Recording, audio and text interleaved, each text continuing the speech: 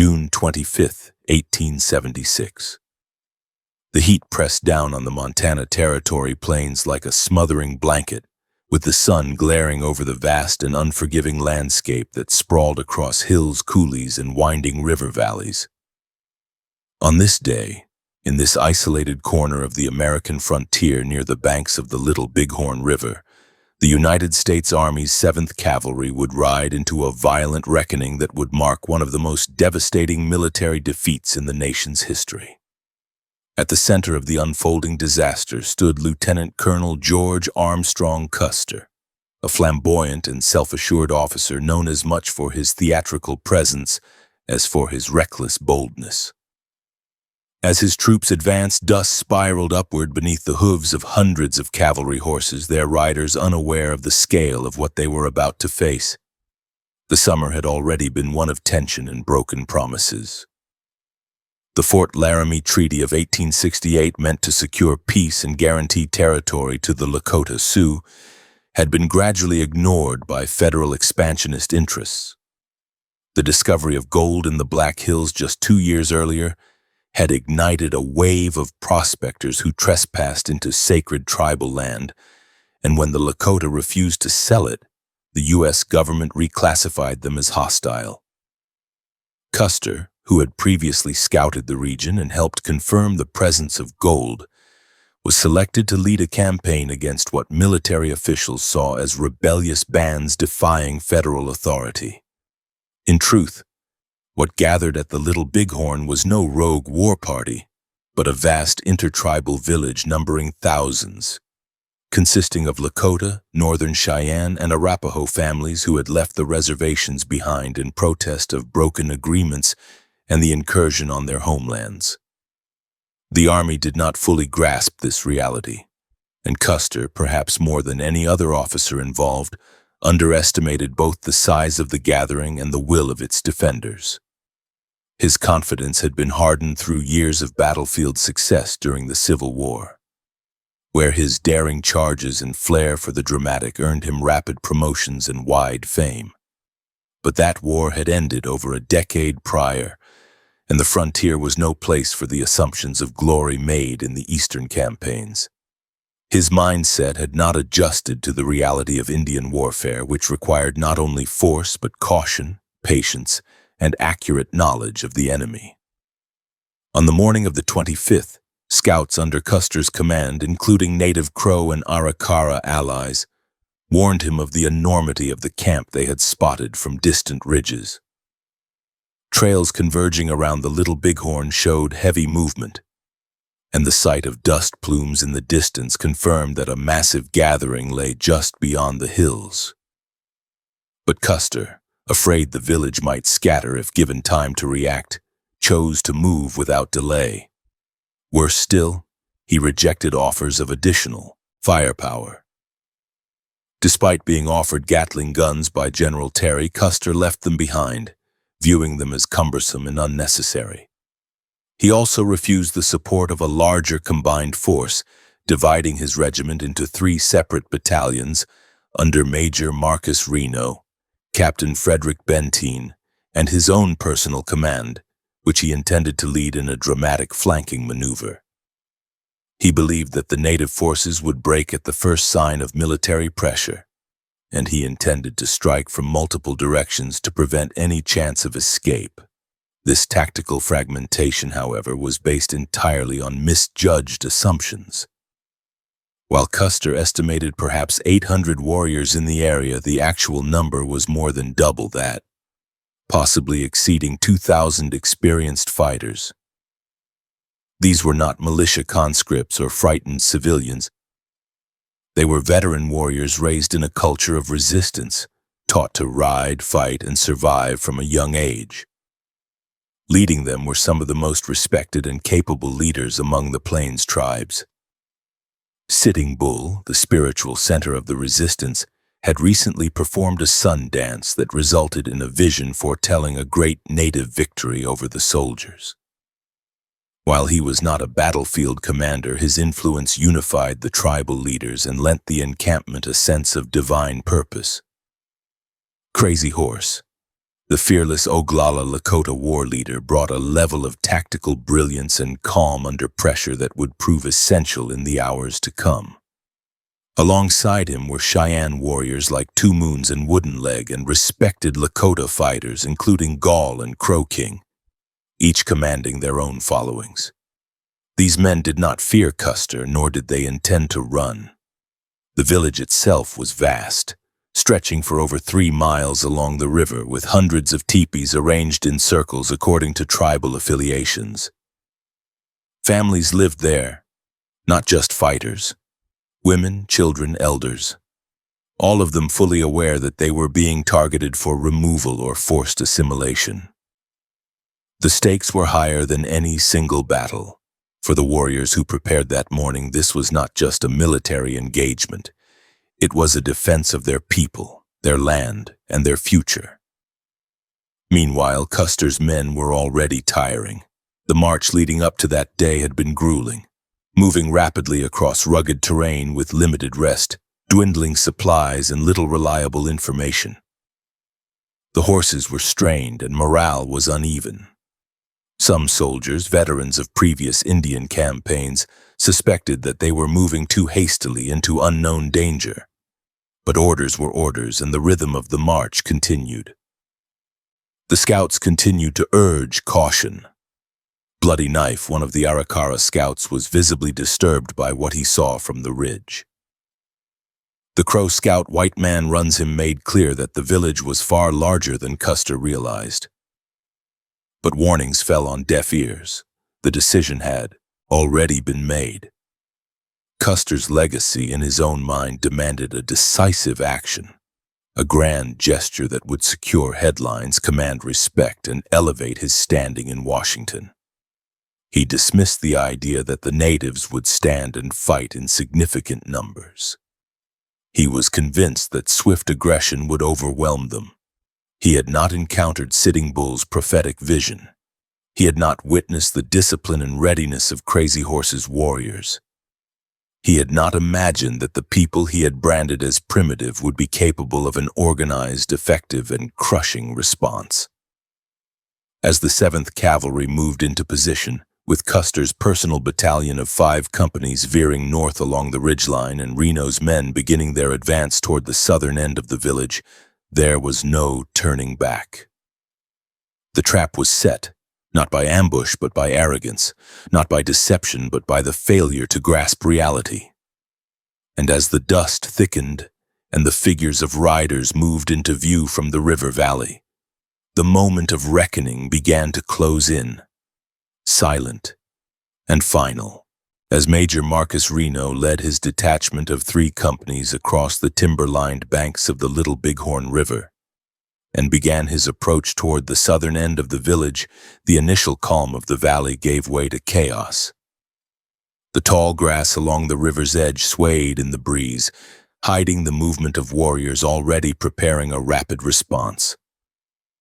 Reno's scouts had observed women and children scattering deeper into the encampment, an indication that the villagers were alert to the soldiers' presence, and yet he pushed forward without the clarity or support that might have guided wiser decisions.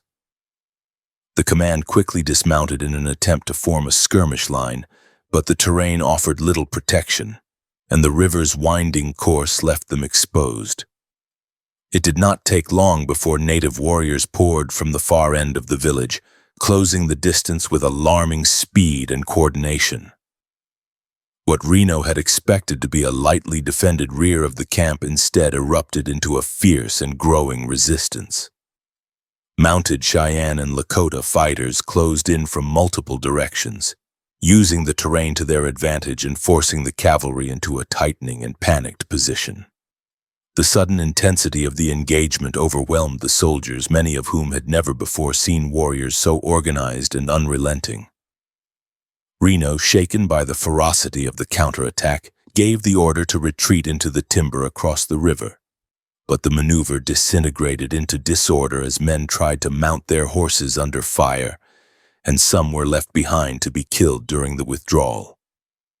A number of troopers died in the riverbed itself, shot or struck down as they scrambled for safety. Reno's surviving men regrouped in a stand of trees, but their position was tenuous, morale was crumbling, and communication with the rest of the regiment had been severed. Panic spread quickly through the ranks. Officers shouted conflicting orders, horses screamed in confusion, and gunfire echoed from the hills as native warriors probed the soldiers' perimeter from multiple angles. Some fighters fired from concealed positions in the brush, while others circled rapidly on horseback, drawing fire and testing weak points. Under pressure, Reno abandoned the timber and led a desperate charge up a bluff across the river, leaving behind more casualties and further fragmenting the command. Atop the hill, the surviving men dug in and prepared for a siege, but they had no knowledge of Custer's position or fate. The isolation of each detachment now became deadly. Captain Frederick Benteen, who had been ordered by Custer to scout to the south and then rejoin the regiment, had returned to the vicinity too late to provide immediate reinforcement. Upon encountering Reno's shattered force, Benteen halted and established a defensive perimeter on what would come to be known as Reno Hill. The two officers combined their surviving commands, totaling fewer than 400 men, many of whom were wounded or in shock.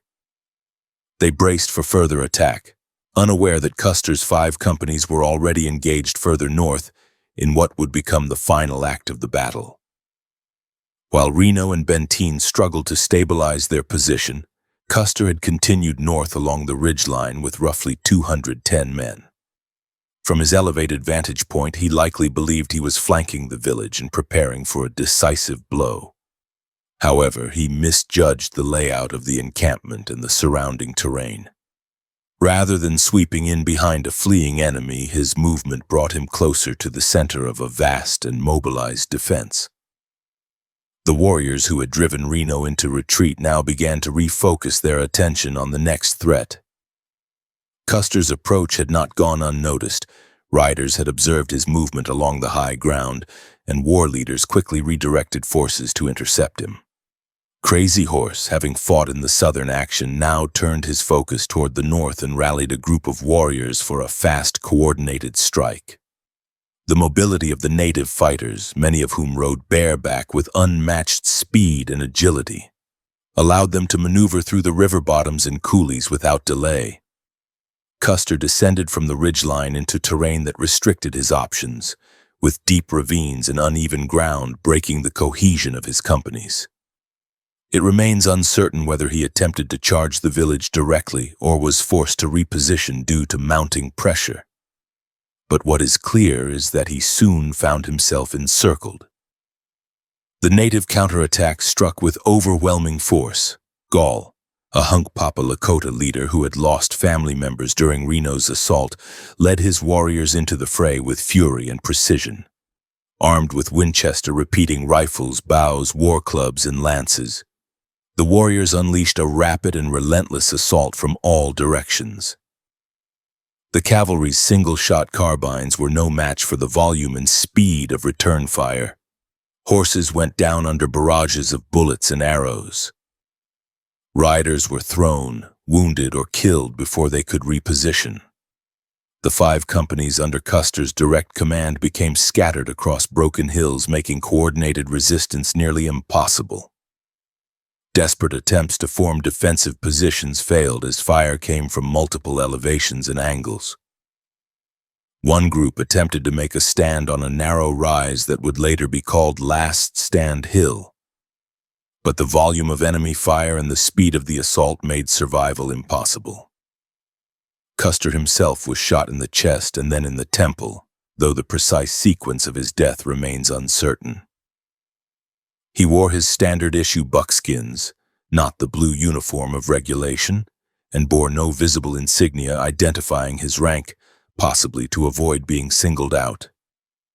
Some accounts suggest that native fighters did not recognize him at first, only realizing his identity later when they examined his body. Around him, every man fell. Not a single soldier from Custer's immediate battalion survived to report the events. Bodies were found scattered across the hillside, some clustered in defensive groups, others alone in ravines.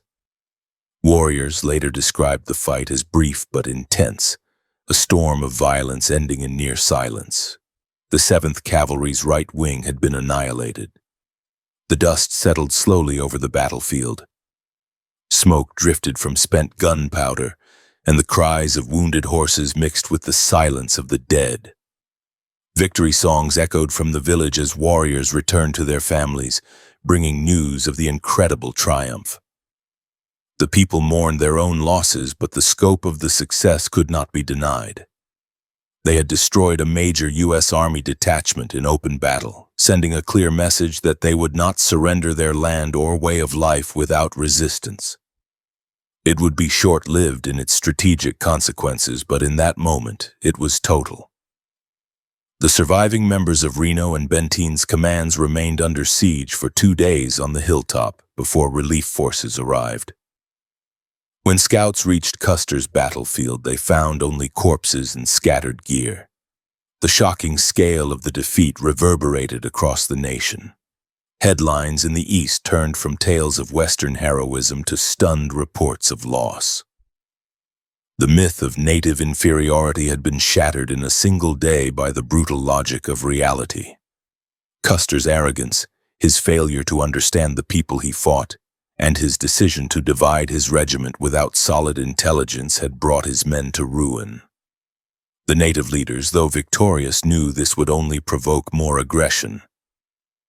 The battle was a warning unheeded, a moment of clarity buried beneath the coming storm.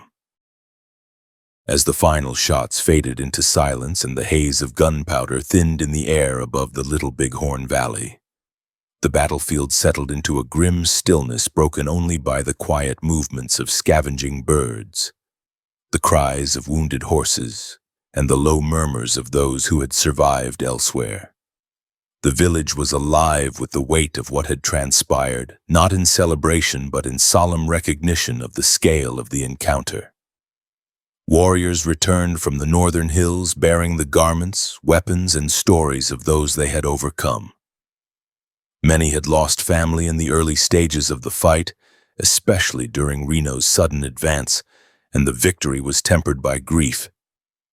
Yet there was no question that they had achieved something few had ever believed possible: the total defeat of a United States Army battalion in open battle on their own terms and in defense of their homeland.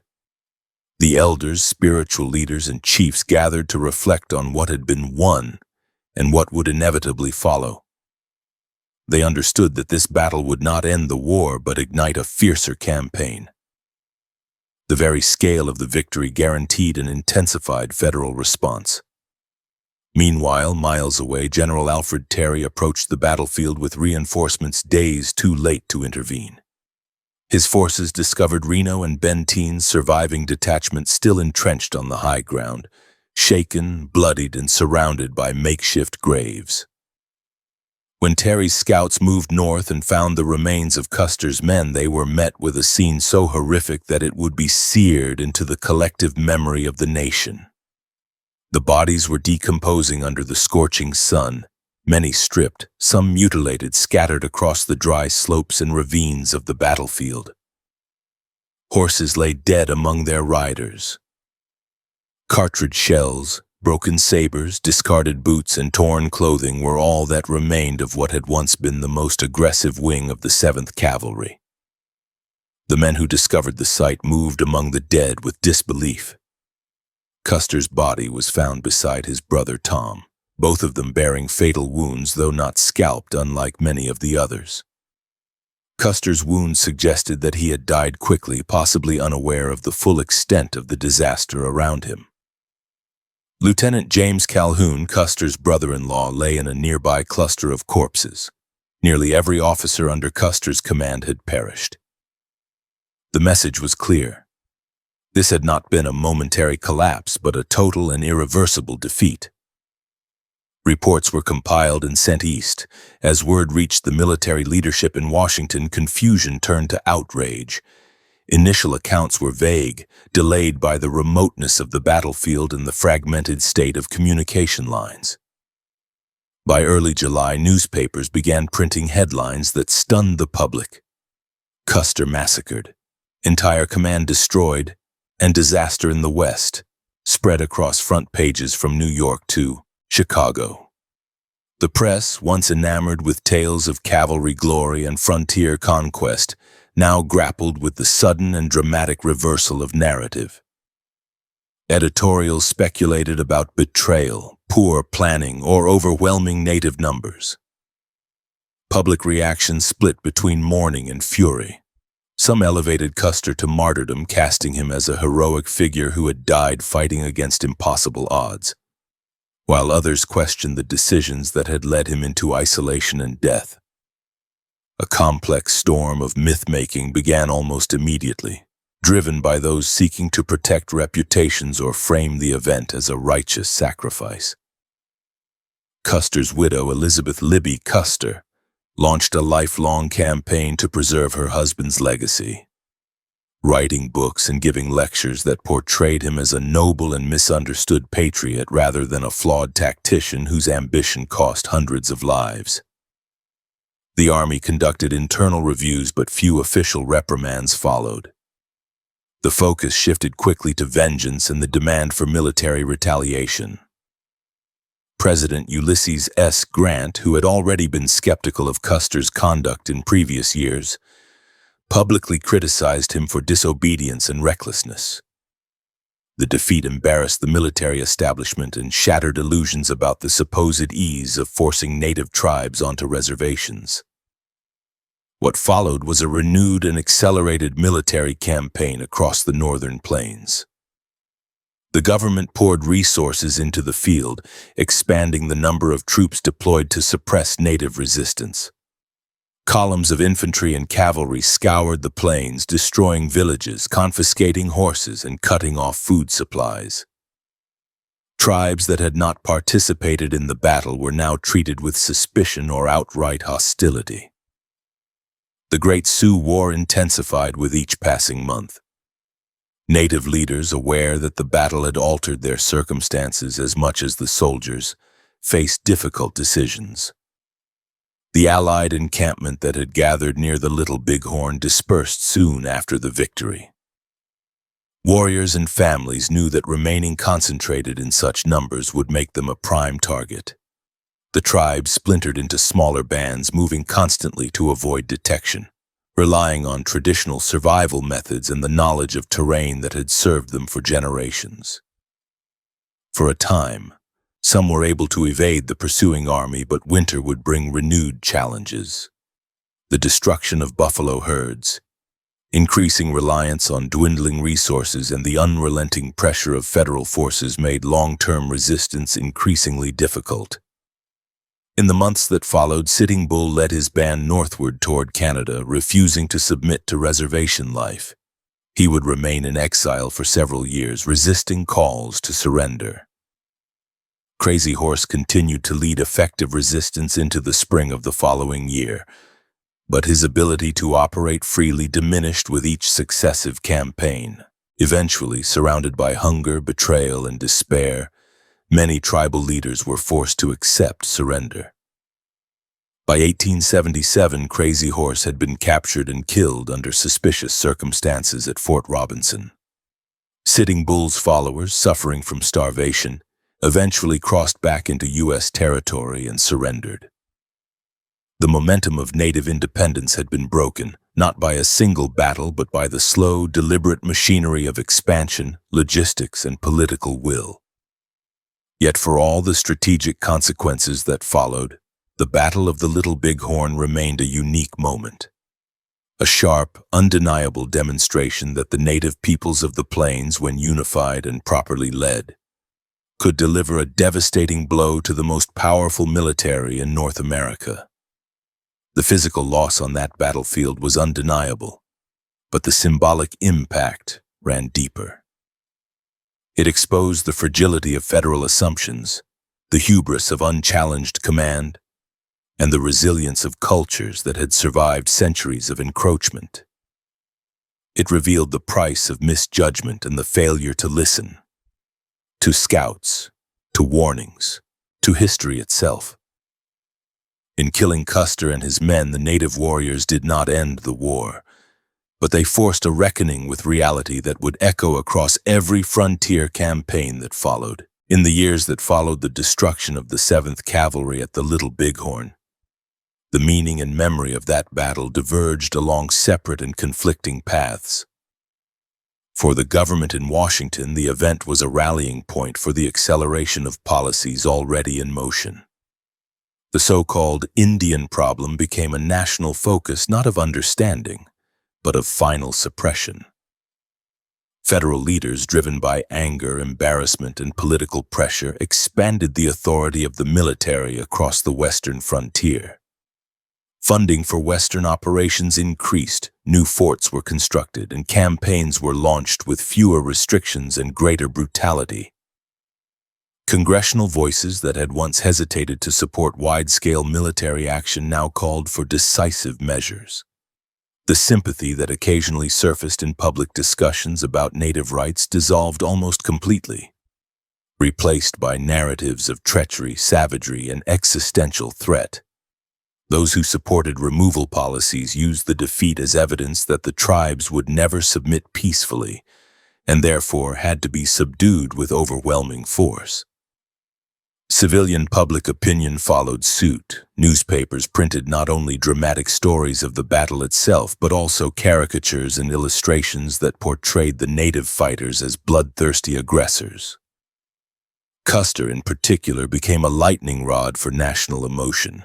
With no survivors from his command to contradict popular interpretations, his image was rapidly shaped into one of romantic tragedy.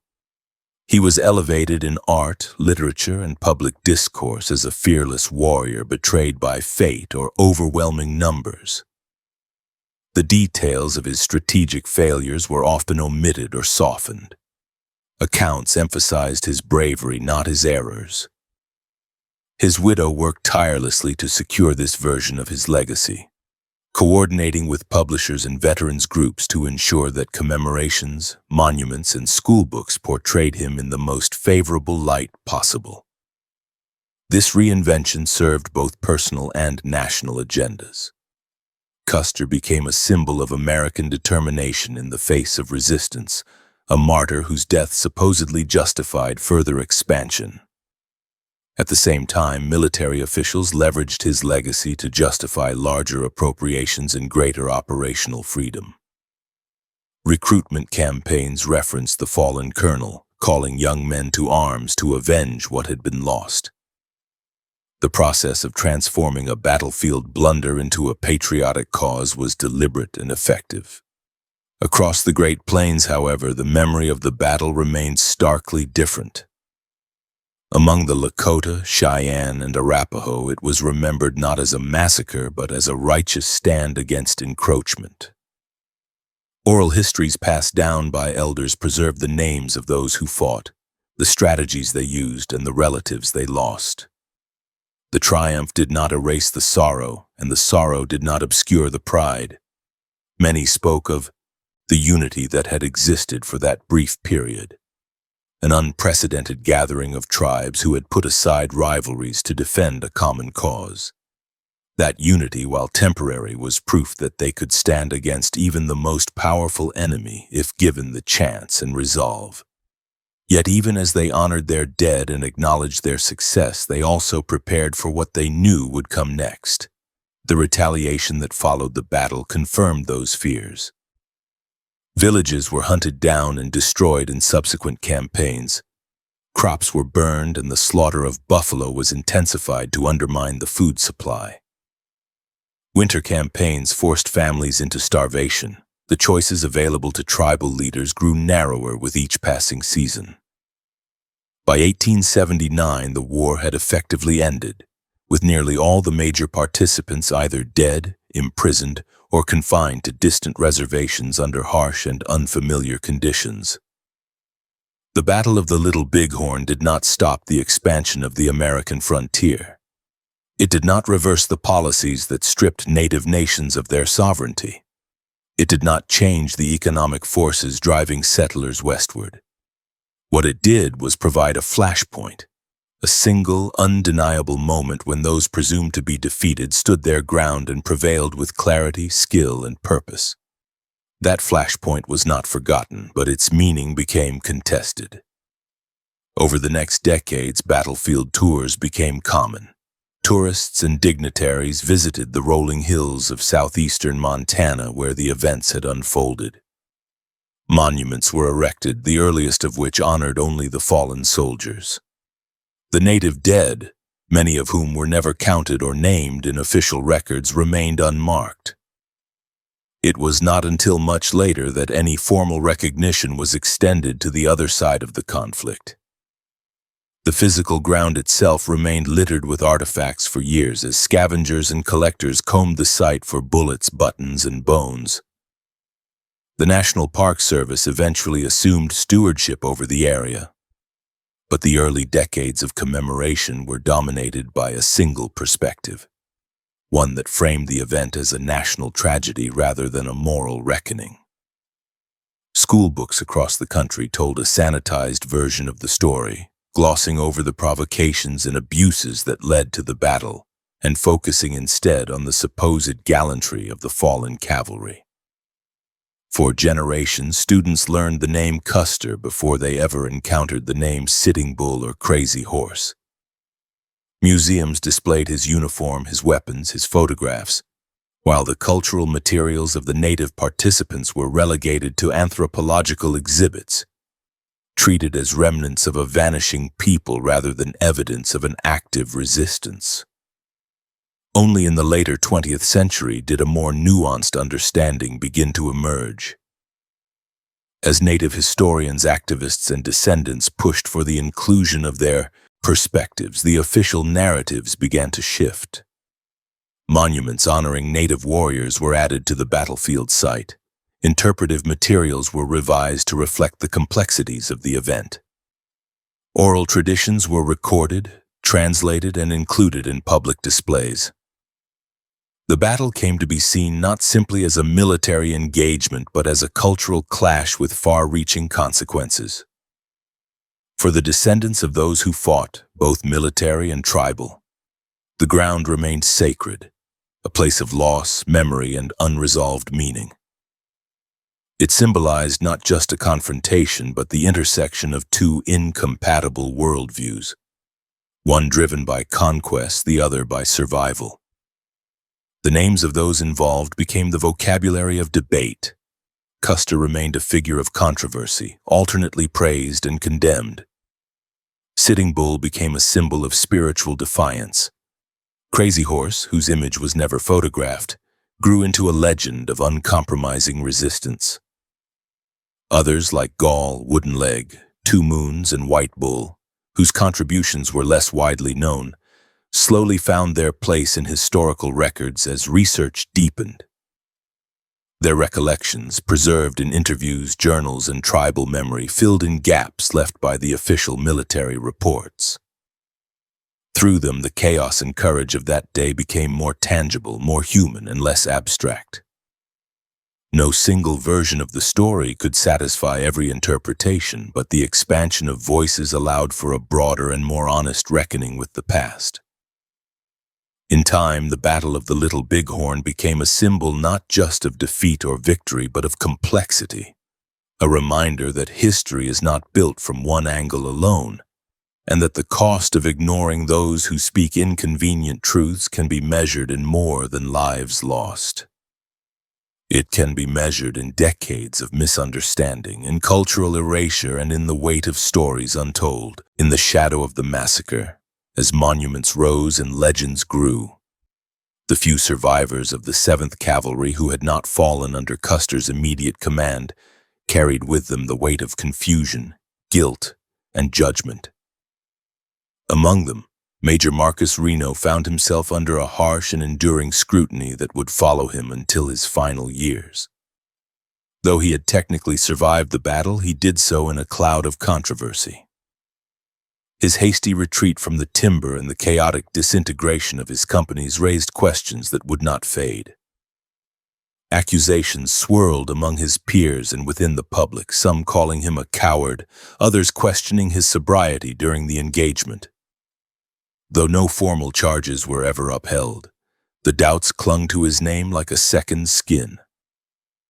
Reno's own statements, delivered in testimony and correspondence, only muddled the narrative.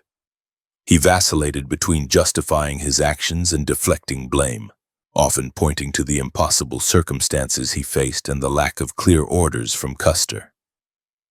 The absence of definitive reports from the dead left room for speculation, and speculation bred resentment. Over time, Reno became a symbol not of survival but of unresolved questions. He was reassigned to other duties, but the stain of Little Bighorn never faded.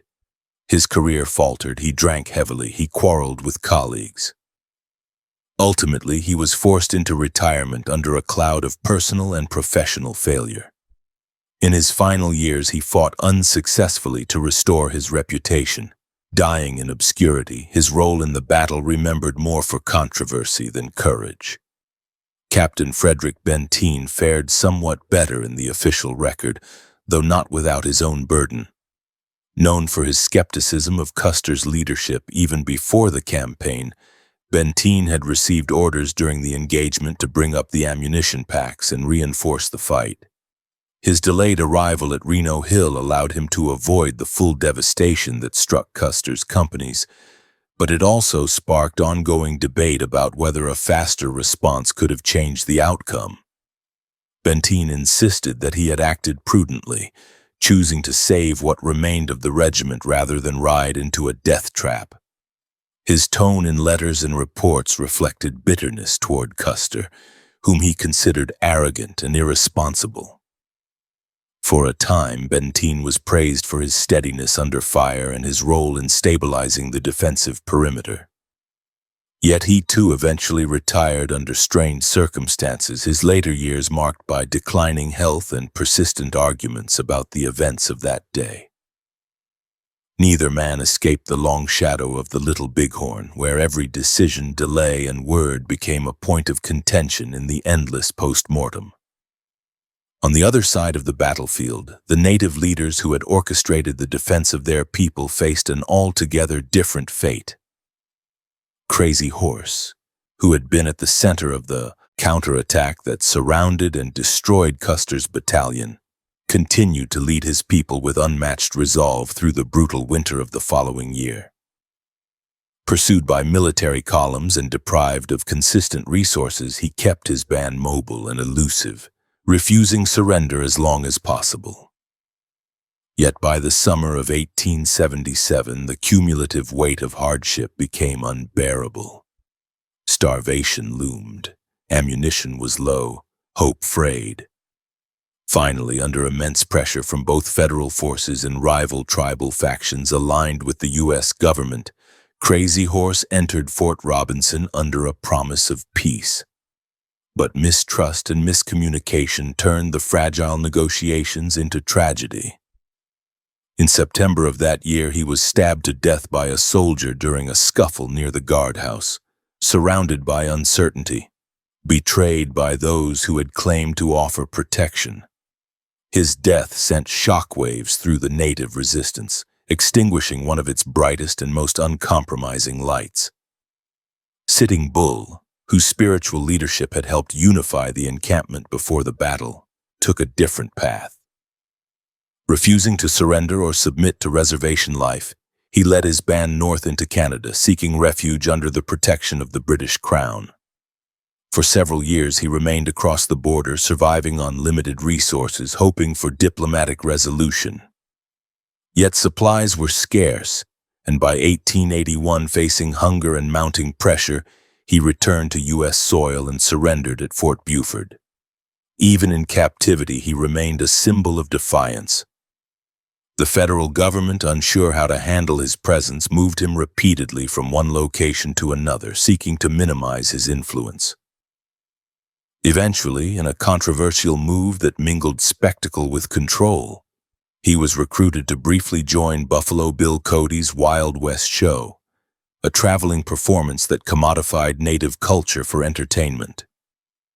There, he appeared on stage in front of cheering audiences, compensated poorly. His image reduced to a caricature of the very thing he had once resisted. The humiliation did not last long. Tiring of the arrangement and eager to return to his people, he left the show and returned to the Standing Rock Agency. But government agents continued to fear his ability to inspire resistance.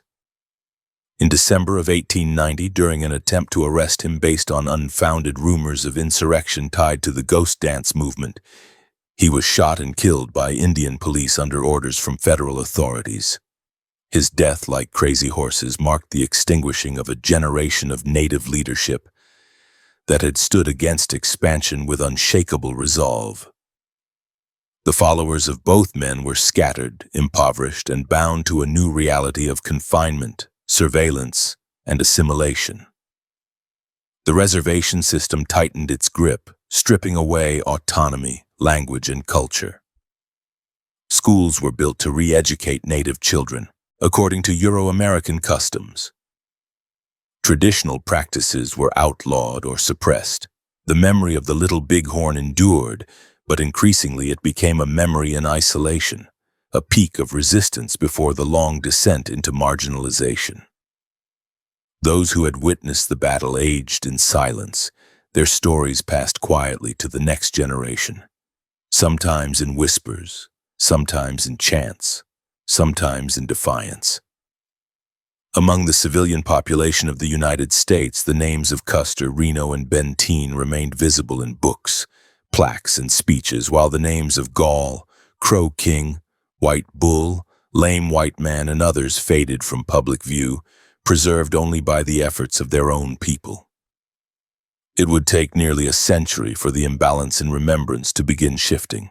As the 20th century unfolded, the story of the Battle of the Little Bighorn continued to evolve, shaped less by the voices of those who had lived it and more by the pens, cameras, and institutions that found profit or pride in its portrayal. From dusty textbooks in rural classrooms to sprawling cinema screens in booming urban centers, the narrative was recast again and again in the image most palatable to the dominant culture. In the earliest decades, the myth of Custer as a tragic hero remained firmly entrenched. Statues bearing his likeness appeared in town squares, military academies, and parks. Streets and schools were named in his honor. Reenactments were staged with dramatic flair, often featuring actors in polished blue uniforms galloping bravely against faceless waves of imagined attackers.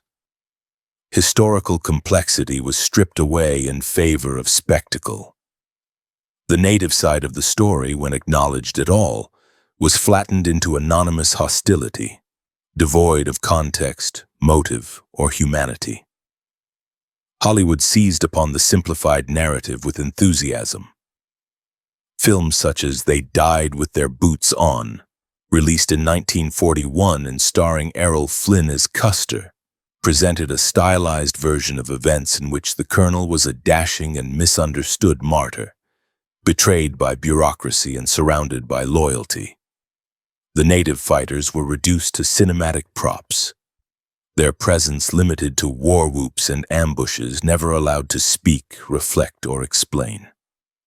Audiences across the country consumed these portrayals without question, reinforcing generational misunderstandings about the true nature of the conflict. The battle, once a flashpoint of resistance and consequence, became entertainment. Meanwhile, the actual battlefield remained under federal control. The site was designated as a national cemetery shortly after the conflict, and was later formalized as a national monument. For decades, the memorial landscape was dominated by white marble markers commemorating where U.S. soldiers had fallen, each stone placed based on early forensic surveys and accounts from Native interviews. The names of Custer's men were etched into granite, their sacrifice solemnized in silence. By contrast, the Native dead remained largely unrecognized. No individual markers were erected for those who had fought to protect their families and homes. Their contributions were referenced only in the abstract, if at all. This imbalance reflected a broader cultural silence. Across the country, schools continued to teach the battle as an unfortunate but honorable episode in the conquest of the West. Curricula emphasized military valor and national expansion, offering little space for questioning the morality of the policies that led to the clash or the suffering they produced. Native communities, still recovering from decades of forced assimilation and political marginalization, struggled to keep their versions of the story alive outside oral tradition. Elders passed down first-hand recollections to younger generations, but these voices remained largely excluded from public discourse. It was not until the civil rights movements of the 1960s and 70s that serious efforts emerged to challenge the dominant narrative. A growing chorus of Native activists, historians, and educators began demanding inclusion, accuracy, and respect. They pointed not only to the injustices that had occurred in the 19th century, but to the way those injustices were being misrepresented in the 20th. Their work led to a reevaluation of the historical record. Oral histories were collected, translated, and published. Descendants of the battle's participants were interviewed. New scholarship questioned long-held assumptions about strategy, numbers, and motive. Attention was brought to the deliberate omission of Native perspectives from battlefield commemorations. Advocacy groups pushed for changes in how the site was interpreted and presented to the public. These efforts bore fruit in 1991, when a significant shift occurred. The monument, previously named Custer Battlefield National Monument, was officially renamed Little Bighorn Battlefield National Monument, a symbolic but critical correction that acknowledged the broader scope of the event. In addition to preserving the memory of the fallen soldiers, the site would now also recognize the Native warriors who had defended their people. That same year, Congress authorized the construction of an Indian memorial on the grounds. This long-overdue addition sought to honor those who had fought against federal forces not as aggressors, but as defenders of sovereignty, family, and tradition. The memorial, designed with input from Native artists and tribal historians, took the form of a circular earthwork structure, echoing the spiritual symbolism of unity, continuity, and the circle of life. Inside, steel silhouettes of warriors on horseback were placed facing the traditional soldier markers, not in aggression, but in shared recognition. Quotes from Native leaders and descendants were inscribed around the memorial's inner walls, giving voice to generations that had been silenced. For many visitors, the juxtaposition of the original markers and the new addition provided a fuller, more balanced understanding of what had occurred. It was no longer possible to view the site as simply a shrine to military sacrifice. It had become a place of reckoning. Educational programs at the battlefield site were overhauled. Park rangers began presenting interpretations that incorporated both military and Native perspectives. Exhibits were updated to include artifacts, stories, and timelines that represented the full scope of the conflict.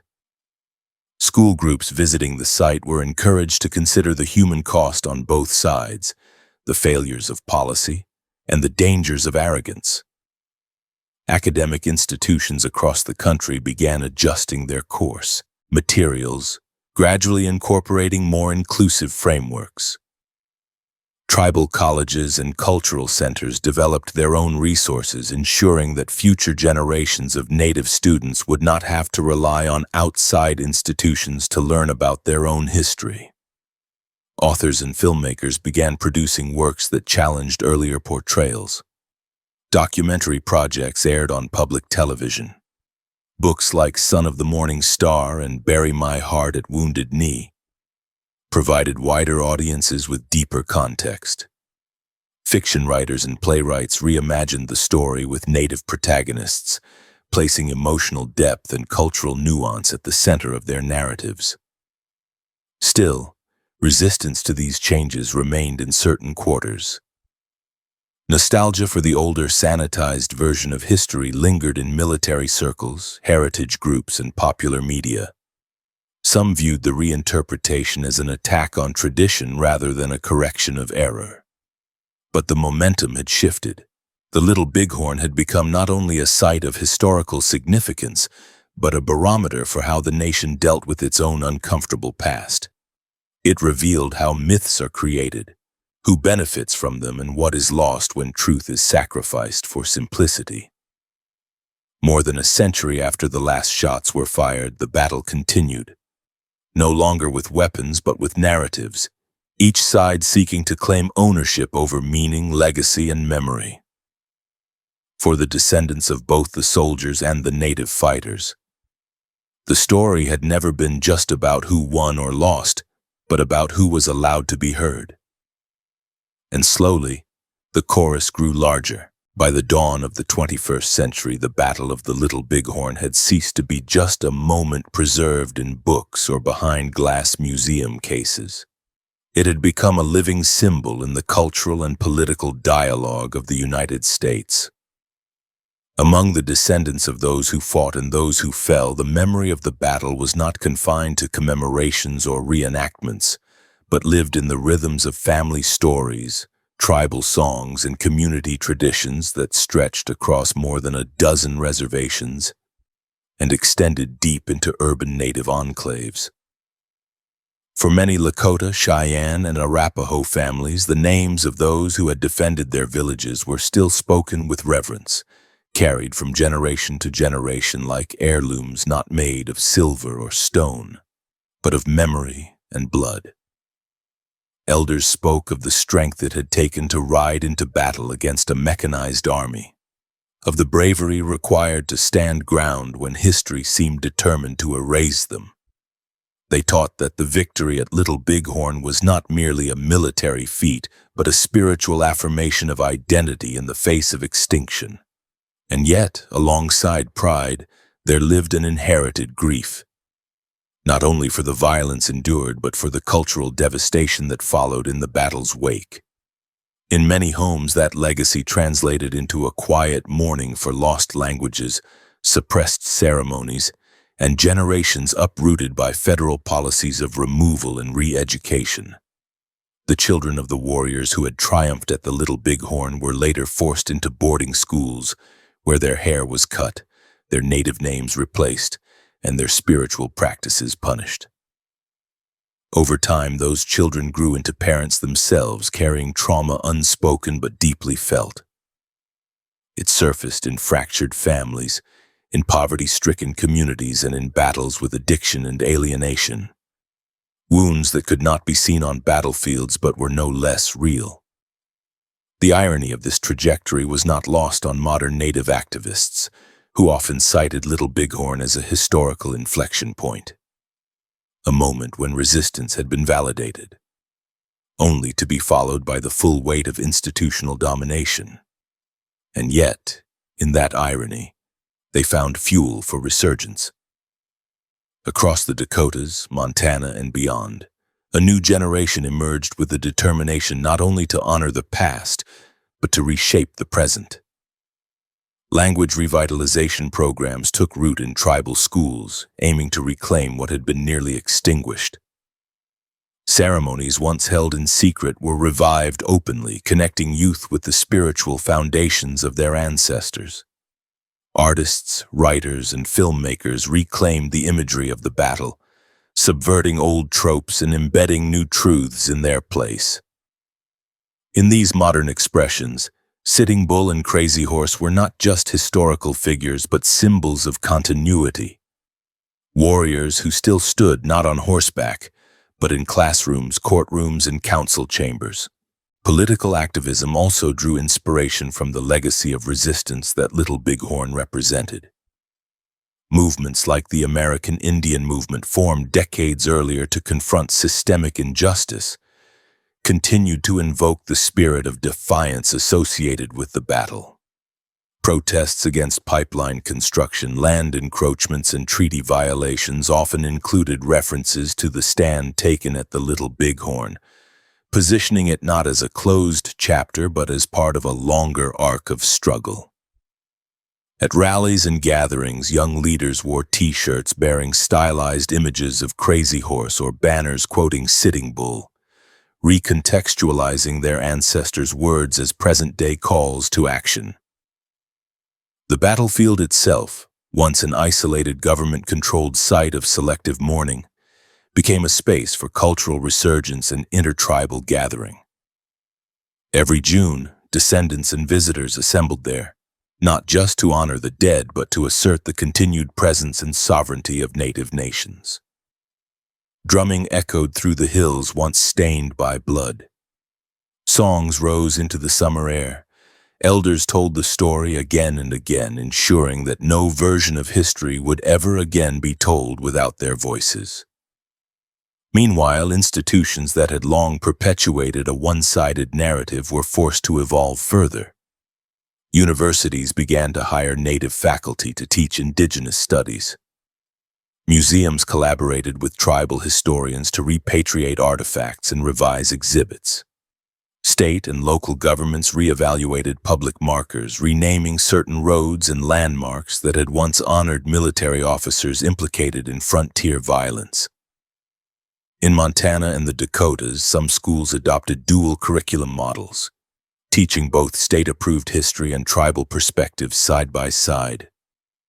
These changes were often incremental and uneven, resisted by some, but they reflected a slow turning of the tide. The deeper consequence of these transformations was a growing public awareness that the story of Little Bighorn was not an isolated frontier skirmish, but a concentrated lens through which to examine the broader history of conquest, denial, and resilience in North America.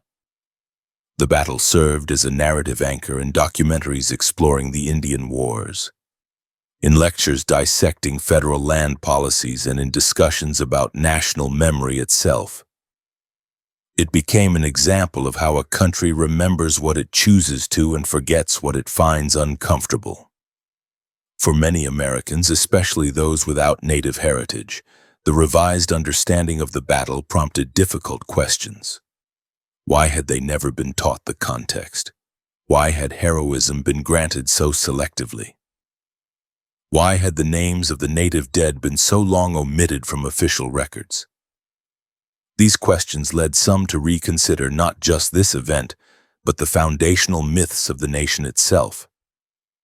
Yet even amid this shifting terrain there remained tensions. Commemorations could still lapse into romanticism. Some commercial ventures continued to exploit the imagery of the battle without honoring its meaning. Tour companies offered sanitized battlefield tours while selling novelty items in nearby gift shops that trivialized native cultures. The tension between education and entertainment, between reverence and commodification, remained unresolved. And still, each year, descendants of both soldiers and native warriors walked the same paths, stood on the same ridges, and looked over the same river bends where the story had unfolded.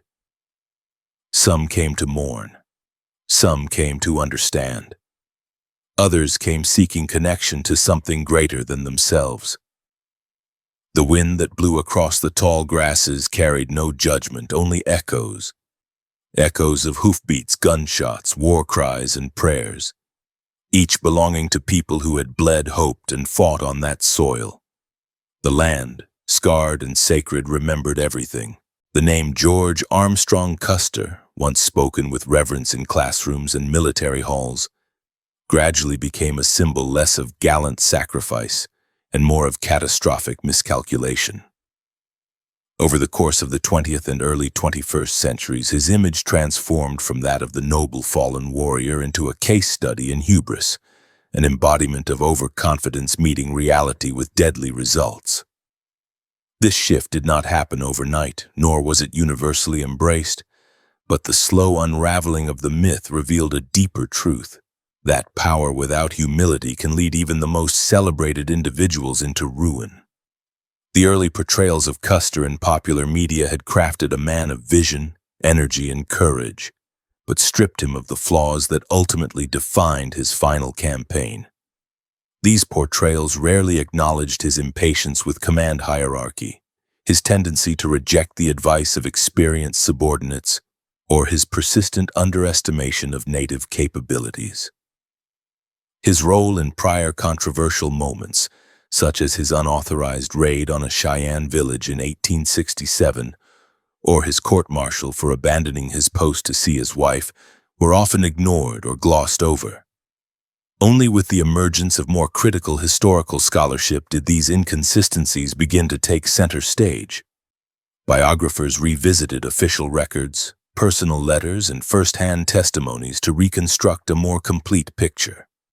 What emerged was not a villain or a saint, but a deeply flawed officer driven by personal ambition, shaped by war, and ultimately undone by his refusal to adapt to a reality that no longer conformed to his assumptions. His Civil War record remained impressive, marked by boldness and tactical energy, but those traits did not translate cleanly to the unfamiliar and decentralized warfare of the Great Plains. Custer entered the Montana campaign not as a measured commander seeking understanding, but as a figure seeking vindication, glory, and relevance in a military and political environment that had begun to move past him. His decision to split his regiment into 3 separate battalions in the face of an unknown enemy force was not based on reliable intelligence, but on a belief that speed and aggression would compensate for ignorance. His refusal to accept reinforcements, his rejection of modern weaponry that might have changed the tide, and his dismissal of native scouts who warned him of the village's size all revealed a man blinded not only by pride, but by a dangerous inability to take seriously those he had been taught to see as inferior. In the years that followed his death, as veterans from the Indian Wars grew old and passed on their stories, as historians dug deeper into Army records and tribal accounts, and as cultural sensitivity began to rise, Custer's reputation fractured. Military academies once adorned with his likeness began to quietly retire his portraits. Scholars presented him not as a model for leadership, but as a cautionary example of tactical failure and moral blindness. In universities, he was cited alongside other figures whose decisions had far-reaching consequences shaped by arrogance and cultural ignorance. For Native communities, Custer had never been a tragic hero. He had been an invader, a figure whose fame was built on campaigns of destruction against villages and families. A man whose legacy was soaked in the blood of people who had asked only to live in peace on their own lands. In tribal retellings, his name was often used as a warning about what happened when the forces of empire overreached. Children learned not of his daring cavalry charges in Virginia, but of the day he led hundreds of men into the mouth of a resistance he had failed to understand. On reservations across the plains, his downfall was not a puzzle but an inevitability. Still, in American society at large, the re-evaluation of Custer sparked debate. There were those who clung to the older narratives, who saw his defeat as a moment of national sorrow rather than of consequence. For them, revising his story felt like a loss of tradition. But others saw in that revision not a loss but a necessary reckoning. They argued that understanding history fully, with its contradictions, its failures, and its uncomfortable truths, was essential to growing as a nation. Custer's life and death, when stripped of myth, offered lessons not just about one battle, but about the broader costs of dismissing entire cultures, of ignoring ground-level realities, and of making decisions based on ego rather than evidence. Leadership textbooks began including analyses of his campaign not to celebrate it but to dissect it. His final actions were compared to other historical moments where flawed assumptions led to disaster. The Battle of the Little Bighorn was no longer viewed as a final stand of doomed valor, but as a collapse brought on by poor reconnaissance, fragmented communication, and cultural blindness. This reframing extended into public dialogue beyond academia. Documentaries aimed at mass audiences explored his legacy through multiple lenses, balancing military records with tribal memory. Museums redesigned exhibits to include contrasting perspectives, allowing visitors to grasp the full human cost of the decisions made on both sides. Custer's uniform, once displayed in isolation, was now accompanied by panels describing the destruction his campaigns brought to native families. Artifacts from Cheyenne and Lakota warriors were displayed not as curiosities but as objects of dignity and resistance. The very language used in these presentations shifted. Words like massacre, once reserved for white casualties, were re-examined, and the complex dynamics of resistance, defense, and retaliation were explored with greater care. In popular culture, portrayals of Custer became more layered. Some films and novels depicted him as a tragic figure undone by his own flaws. Others cast him more critically, as an instrument of imperial violence. But in nearly all modern representations, the unquestioning glorification of earlier decades had faded. He had become a character in a larger story, a man who could be both brave and reckless, both charismatic and deeply mistaken. That duality allowed for more honest storytelling, not just about him, but about the nation itself. Through the lens of his downfall, Americans were invited to examine how their country had expanded, at what cost, and with what assumptions. The Battle of the Little Bighorn, once framed as an outlier, came to be understood as emblematic of a larger pattern, one in which power met resistance, and where the refusal to recognize the full humanity of others led to failure not just in war but in principle. For Native youth growing up in the era of renewed cultural pride, the story of Custer was no longer about an enemy long dead, but about the importance of seeing through deception, of honoring truth, and of understanding that even the most powerful can fall if they ignore the warnings around them. The battlefield where he died remained unchanged in its geography, but changed utterly in its meaning. It had become a classroom, a mirror, and a monument, not just to loss, but to the enduring need for humility in the face of difference. More than 140 years after the dust of the Little Bighorn settled over broken hills and silent riverbanks, the weight of what happened there continues to press against the American conscience. The battle, long reduced in textbooks to maps and dates, resists easy categorization. It is not simply a military failure, not just a tragedy, not merely a footnote in the westward expansion of the United States. It stands instead as an enduring testament to what happens when ambition collides with misunderstanding, when warnings are dismissed, and when the humanity of others is denied.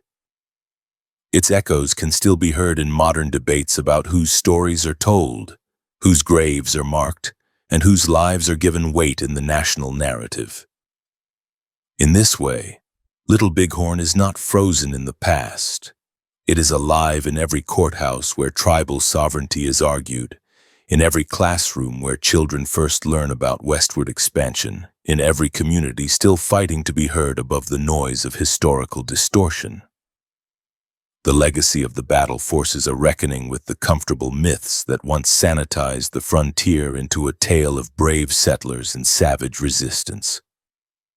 It challenges the idea that expansion was inevitable, that conquest was benevolent, and that victory always belongs to the side with more firepower. The image of Custer leading a column of soldiers into what he believed would be a quick and glorious triumph, only to be overwhelmed by the very people he had discounted, holds a power that goes beyond the battlefield. It speaks to the enduring danger of refusing to listen, of underestimating others based on race, culture, or perceived sophistication. That lesson remains relevant not because history repeats in the same form, but because the core failures, arrogance, dismissal, and disconnection remain present in new contexts. Whether in international policy, domestic governance, or community relations, the tendency to misread, to act without full knowledge, and to assume superiority continues to carry consequences. In that sense, the hills of the Little Bighorn are not just memorial ground, they are a warning etched in earth.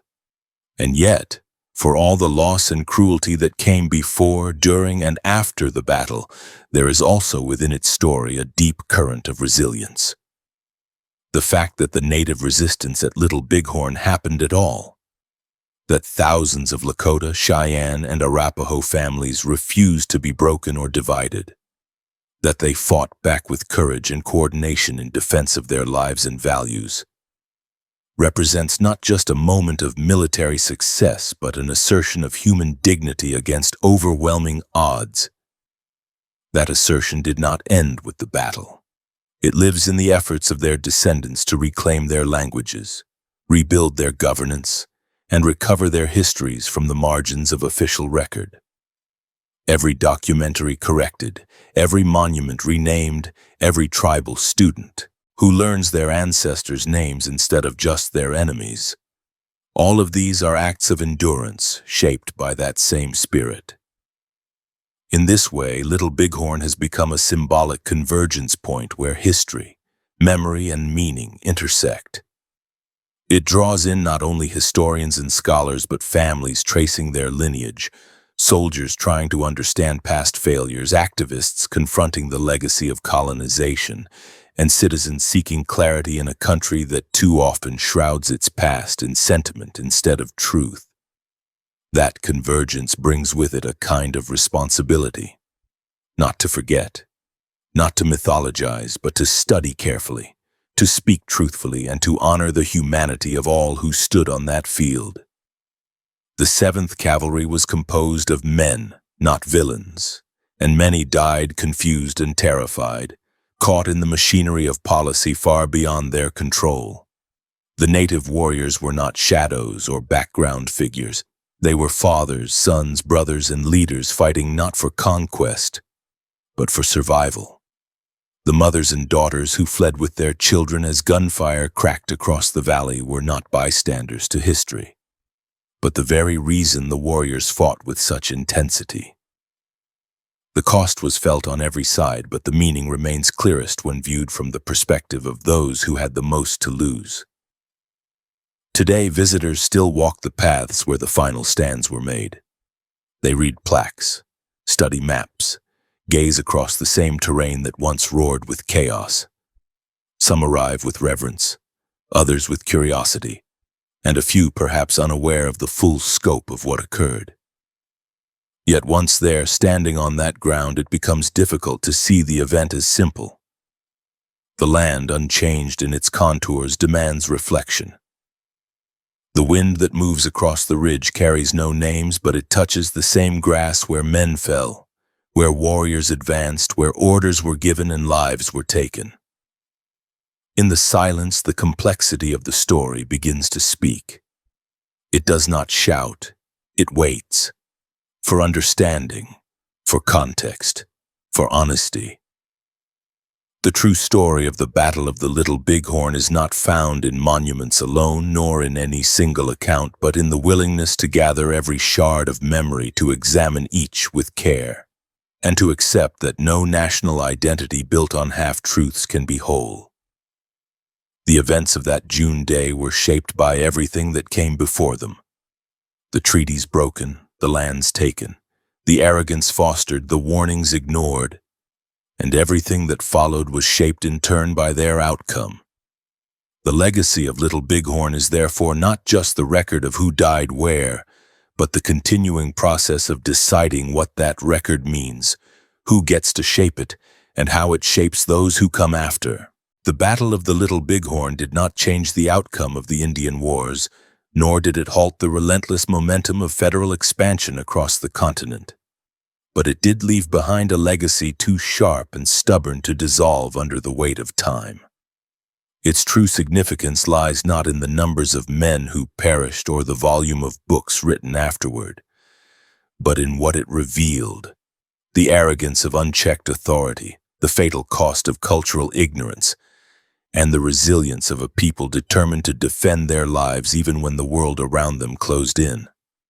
The confrontation in that narrow Montana valley remains the most studied and dissected clash between native nations and the U.S. military, not because it was the most decisive, but because it shattered the illusion that dominance was inevitable or unchallenged. That moment when Custer's column was surrounded and systematically dismantled by forces he had dismissed as inferior, stripped away the last vestiges of certainty from an army used to assuming superiority. It revealed in stark clarity the limits of power when divorced from understanding. For the 7th Cavalry, the battlefield became a grave. For the tribes defending their homes, it became a flash of hope in a long, dark era of displacement. For generations to come, it became a symbol, sometimes misunderstood, sometimes weaponized, but never erased. And even now, it continues to demand confrontation. In the classrooms where students read conflicting accounts, in the council meetings where tribal elders correct the record, in the ceremonies held each year to honor ancestors who resisted not just soldiers, but the annihilation of a way of life. The battle endures as something deeper than a historical episode. It is a lens through which national character is measured. It forces uncomfortable questions about how a country remembers its wars, its heroes, and its victims.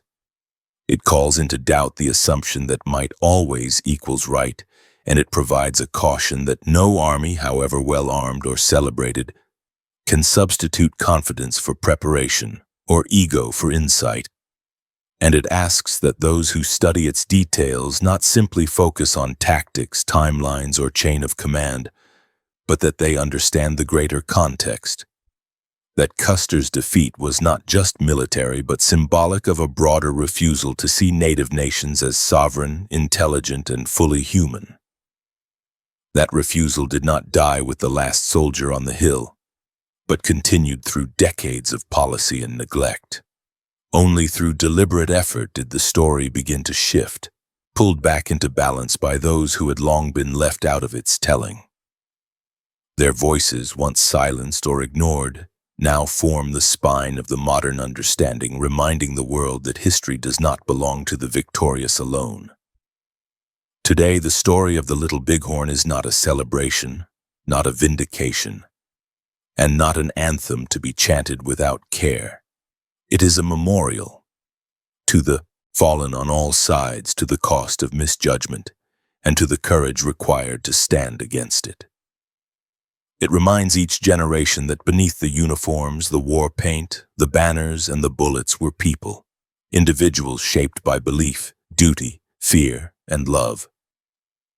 And that to tell their story honestly is not an indulgence in nostalgia, but a commitment to truth. The fields remain, covered now in grass, marked with stones, watched by distant clouds that cast no preference on who stood where. But for those who know what happened there, and who continue to carry its lessons, the silence of that land is not emptiness. It is presence. It is warning.